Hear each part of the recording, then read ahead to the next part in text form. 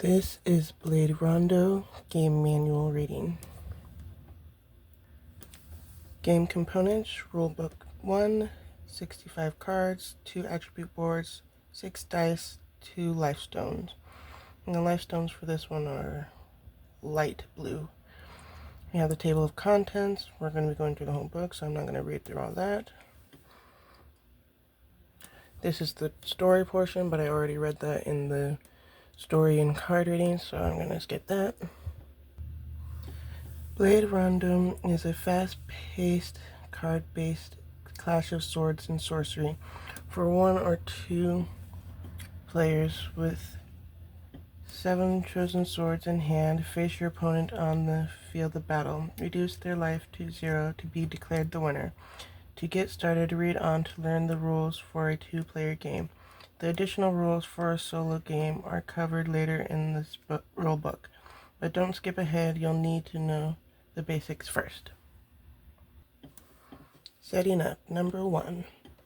Set up your area as shown below. Attribute dice. Place each die in the circle matching its color with the 0 facing up. The red die tracks your attack, the green die tracks your voltage, and the blue die tracks your defense. And then there's the attribute board. For ease of play, align the top of your board with that of your opponent's. And then we have breath control cards. Place the enkindle card and one in armor card, one of each, face up in front of you. First time players, skip to the first battle on page 26 before reading further. I guess we'll do that. Why not? The first battle. Day in and day out, Maria and Sonya clash on the field of battle. I guess I already read that too. Wielding swords of legends, yet their grudge is never resolved, their mutual hatred never extinguished. Take up their favorite swords and put an end to their conflict once and for all. Determine who will play as Maria and who will play as Sonya. Take the 10 cards listed below for your character. And we're going to start with Maria. These cards are just for visual purposes. This one is from Night Theater. This one is from Lost Dream. And we'll eventually get to those game manuals. So, anyway, stay tuned. And I'm not going to read what the card is, and just for visual purposes, we have Maria's first card, Slashing Saber. Number 2 is Black Blade.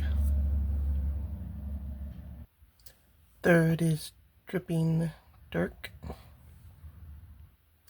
4 is Igni Cosmos. 5th is Garura Misma. 6 is Hiccubus Flare. 7, Spectral Lupin. 8, Illuminating Etude. 9, Preserving Diamond. 10, Moonlight Retil. Moving on to Sonya. This one is from Frostvale. This one is from Lost Dream. Sonya 1, Dancing Dagger. Number 2, Crushing Claymore. Gonna butcher it. Number 3, Zealous Swayhander. Number 4, Tribute Lily. Number 5, Tender Whisper. Alright, another one. Number 6, Dayspring Cantata. Number 7, Hastening Rondo. Number 8, Maddening Cadenza. Number 9, Warding Agate. Number 10, Misty Pearl. Number 2, shuffle your 10 cards, then choose 7 at random to build your hand. Set aside the 3 remaining cards without showing them to your opponent. Number 3, follow steps 1 and 2 as described from page 5 to set up your area. You are now ready to begin the match. 4, once a winner has been decided, play a second game with the same set of 10 cards, but this time choose the 7 cards to build your hand. Skipped to 26. Page 6, number 2, shuffle the 40 sword cards, then deal 15 to each player, face down. The 10 remaining cards won't be used in this match. Return them to the box without looking at them. Number 3, choose 7 of your 15 cards to build your hand for the match. The 8 remaining cards won't be used this match. Return them to the box without showing them to your opponent. Number 4, randomly determine which player will go first. The player going second takes the Enquicken card. Place it face up in front of them and increases their attack to 1. Once both players are ready, the battle can begin. You have the sword card back and then Quicken card. And to backtrack a bit, this is kind of what the setup looks like from one person's end a little bit. Want to battle using your favorite swords? If both players own a copy of this game, you may each prepare a hand of 7 sword cards to use in the match. Your hand may include up to 2 copies of a card with the same name. When playing with this variant, skip steps 2 and 3 described above. Turn overview, page 7. You and your opponent will alternate taking turns until one of you is the victorious.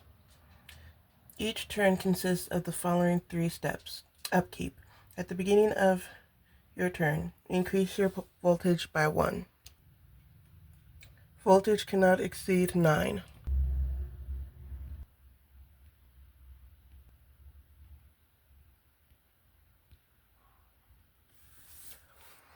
If your voltage is already at 9, at the beginning of your turn, you suffer a voltage burst and lose 1 turn. Life, not turn. B. Resolve your beginning of turn bonded effects. See bonded on page 13. Bonded. Play this card normally. If its bonded effect is resolved, place it in the specified player's set area. That player gains the effects described on this card for as long as it remains in their set area. Although cards with bonded effects have a limited icon, do not discard them at the end of the turn. Bonded effects are not considered actions and cannot be responded to.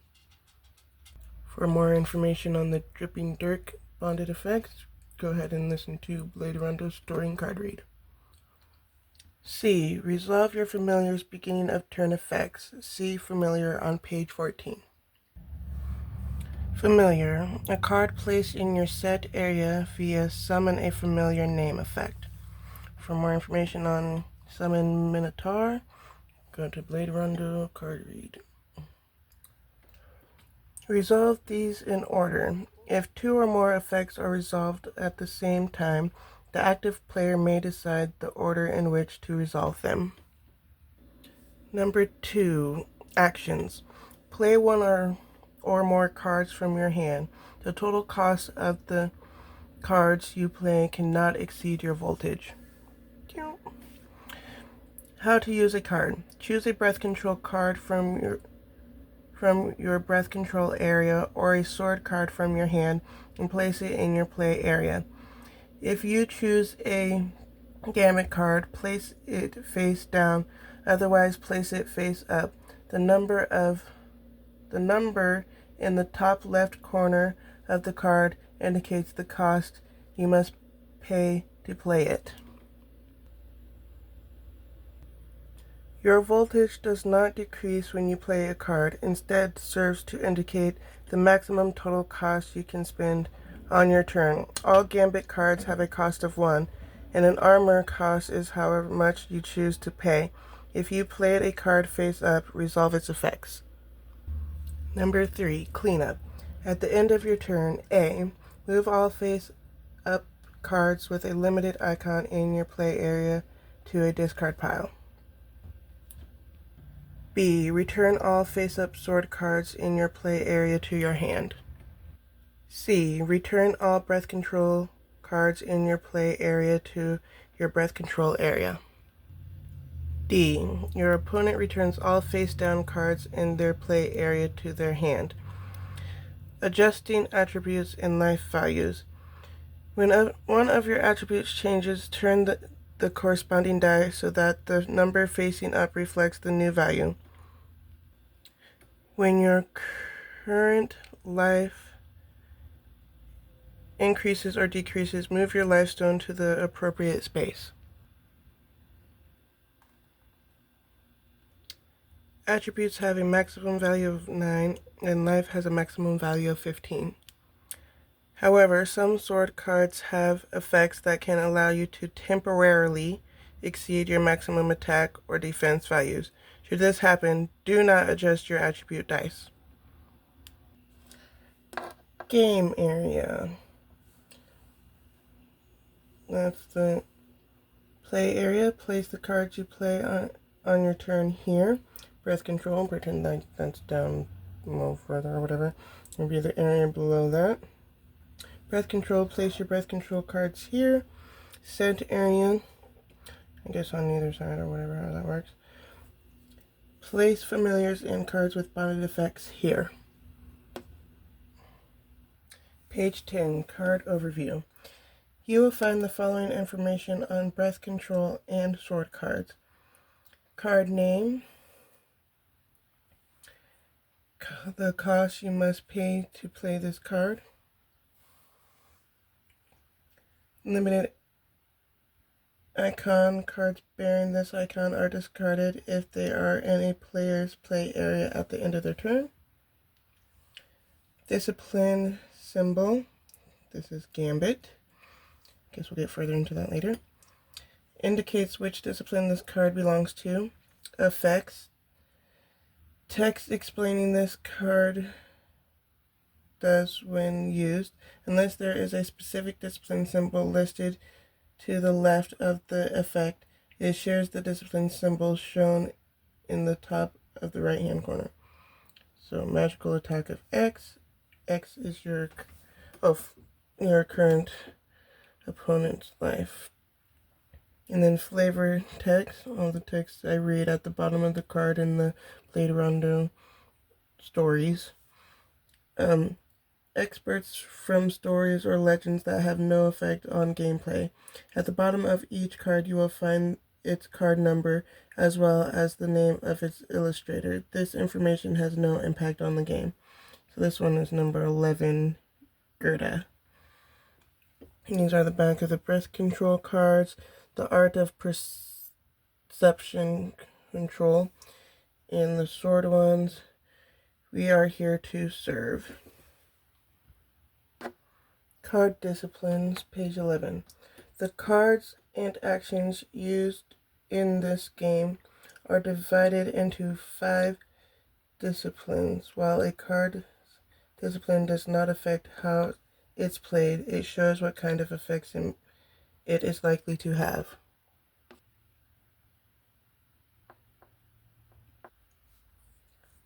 Physical, a simple strike with solid steel. The strength of a card's physical attack is determined by your attack attribute.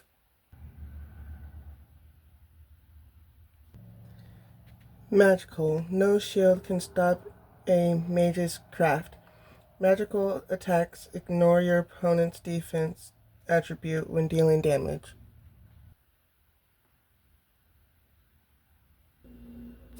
Assist. Turn the tides of battle in your favor. Assist cards provide a variety of beneficial effects, such as restoring life or increasing your attributes. Some will even let you summon familiars to aid in your battle.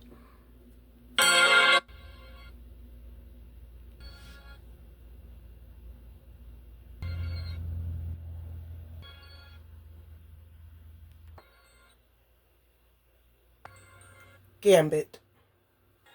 Never let your foe catch you unaware.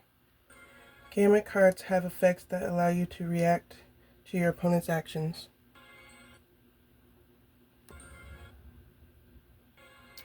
Breath control.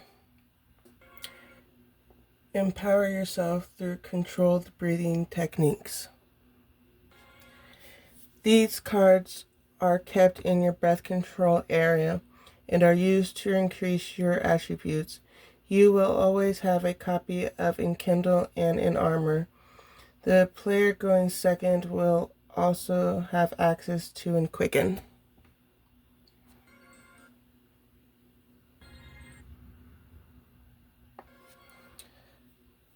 Effect keywords. The following keywords are used to describe certain card effects. Physical. Deal damage to your opponent equal to your attack attribute or that of an attacking familiar. Minion minus your opponent's defense attribute. Magical. Deal X damage to your opponent. Magical. Attack. Summon. Familiar name. When you play this card, place it face up in your set area as a card, as a familiar with the name, attributes, and effects described on the card. Although cards with this effect have a limited icon, do not discard them at the end of your turn. Use the familiar's attack attribute when it performs a physical attack.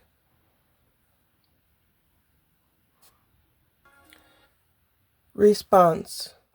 When you play this card, place it in your play area face down. At the end of your turn, it does not return to your hand, nor is it discarded. During your opponent's turn, if they perform an action with a discipline symbol that matches the one of the symbols listed to the right of the response keyword on your face-down Gambit card, you may choose to turn your Gambit card face up and resolve its effects. When using more than one Gambit card in response to an opponent's actions, turn your Gambit cards face up and resolve their effects one at a time in the order of your choosing. At the end of your opponent's turn, discard any Gambit cards you used.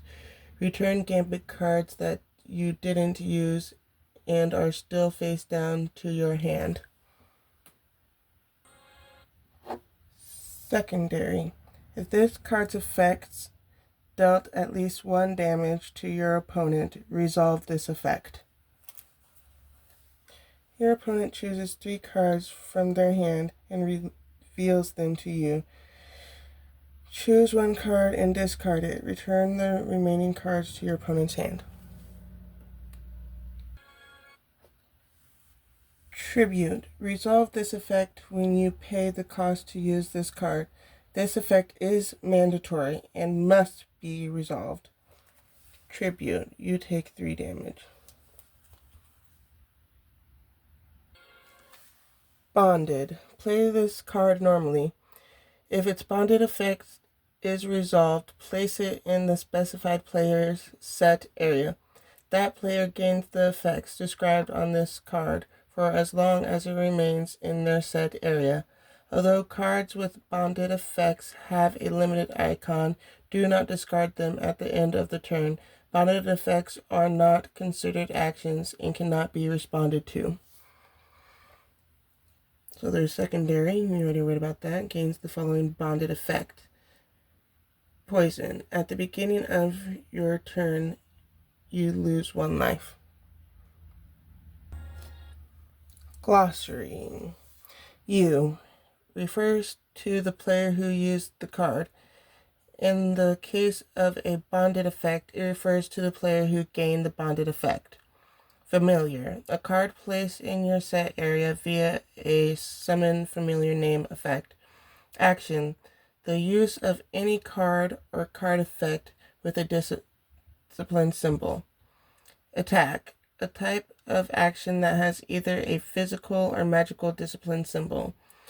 For an example, the Minotaur Familiar uses Bull Rush, is both an attack and an action. Negate. Cancel the effect of a card or action, except for its tribute, which must still be paid.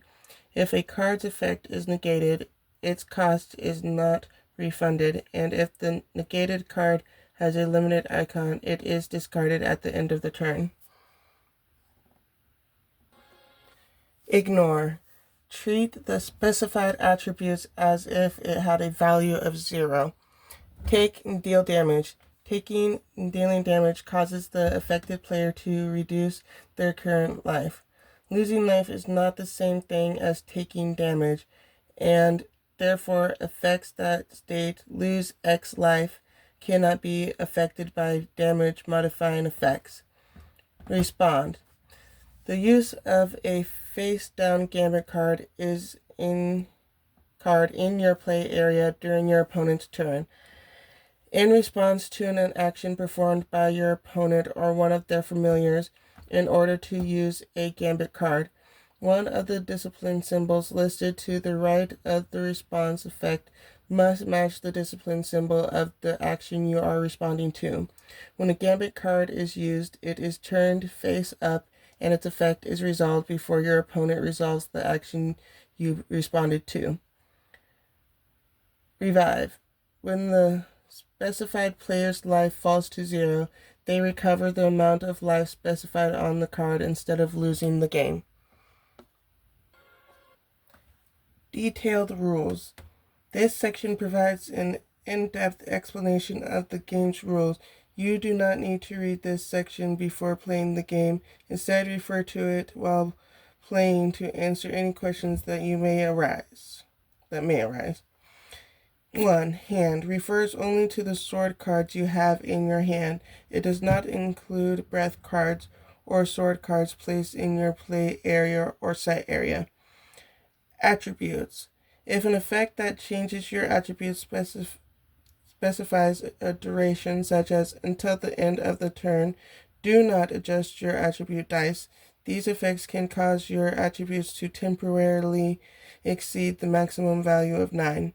Example, if a player with an attack of 9 plays Dayspring Cantata, their attack would increase to 11 until the end of the turn. Damage. 3.1. When an effect that deals damage is mitigated, not negated, that is handled separately by an opponent's defense or other means, it is still considered to have dealt damage even though that value is 0.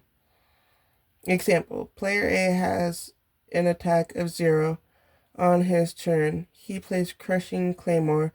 His opponent, player B, has a defense of 2. She takes 0 damage from the attack. Player A then uses his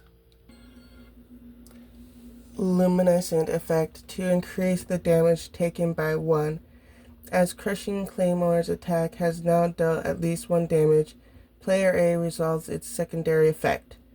3.2. Losing life is not the same thing as taking damage. As such, luminescence effects cannot be used when a player loses life due to poison or a voltage burst. Response. 4.1. When resolving the effects of face-down gambit cards, choose one to turn face up and resolve its effects before deciding whether or not to use another face-down gambit card. Gambit cards' effects can only be resolved during your opponent's turn. 4.3, unless it is specifically stated, cards without a response effect cannot be used in response to and be resolved before an opponent's actions. 4.4. Cards without a response effect cannot be placed face down in your play area, except when performing a supporting draw in a solo game. Using cards. Number 5. 5.1. Players use breath control and sword cards by placing them in their play area. Some cards have effects that are resolved as though the card was newly placed in their owner's play area. Example. A player may choose to use Dancing Dagger's effects to use the card again at step 11 in 5.2 overleaf. If they do, they resolve the attack again beginning from step 1. 5.2. Attacks are resolved in the following order. 1. Pay the cost to use the card. If the card has a tribute effect, resolve it at this time. 2. If the defending player has any face-down gambit cards, they may turn them face up and resolve their effects. Effects that state at the end of the attack are not resolved at this time. The attacking player determines their attack or the attack of an attacking familiar. Include the effects of cards such as Day Spring Katanta. Number 4. The defending player determines their defense. Include the effects of cards such as Moonlight Rutel. Number 5. Calculate the base damage, physical attack or magical attack. Number 6. The attacking player may use Luminescent. Number 7. The defending player may use Luminescent. Number 8. The defending player decreases their life equal to the amount of damage they were dealt. Number 9. Resolve secondary effects. Number 10. Resolve effects that state at the end of the attack, such as warding agate. The defending player may decide the order in which they are resolved. Number 11. Resolve effects that state after resolving this attack, such as Dancing Dagger. 6. Cards with bonded or summon effects. 6.1. You may have multiple bonded effects with the same name. 6.2. Some effects cause cards with bonded or summon effects to be placed outside of the set area. Do not resolve those cards' bonded or summon effects in such cases. Example: Player A uses Dripping Dirk, and their opponent, Player B, responds by using Warding Agate. In this case, Dripping Dirk would be placed under Warding Agate, and Player B would not gain the poison bonded effect. This does not impact any poison bonded effects that a player already has. Example: Player A's Minotaur familiar uses Bull Rush. Their opponent, Player B, responds by using Warding Agate. In this case, Maddening Condanza would be placed under Warding Agate. That familiar cannot act for the rest of the match, and Player A cannot summon new Minotaur familiars. This does not impact other Minotaur familiars that have already been summoned. Familiars. Number 7. Opponent always refers to a player, not a familiar. Example: Player A's Minotaur familiar uses Bull Rush. Their opponent, Player B, responds with Misty Pearl. Player A must pay 1 cost or the Bull Rush attack is negated. Setting up a solo game. 1. Set your set area as described from page 5. Place the second attribute board opposite yours, facing you. 2. Shuffle the 40 sword cards and place them face down to form the sword deck. Do the same for the 20 muse cards to form the muse deck. 3. Draw 15 cards from the sword deck and choose 7 of them to build your hand. Shuffle the 8 remaining cards back into the sword deck.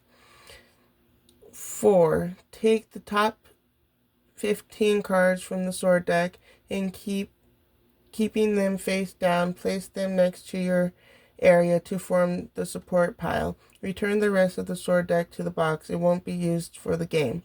Number 5. Draw 1 card from the muse deck and place it face up next to the second attribute board. Set up the muse's attributes board using the base stats listed in the top left of the card. Place the lifestone on the space marked 15. You do not need to place the green die as muses don't use voltage. Number 6. You are now ready to begin your first match. Once you've defeated your opponent, repeat step 5 and begin another match. You Win if you can defeat 5 muses in a row. Lose even one match, however, and it's game over. For the first match, try using Slashing Saber. Oh, we'll do Cremier's Trial. Cremier's Trial. For your first match, try using Slashing Saber, Black Blade, Hiccubus Flare, Spectral Lupin,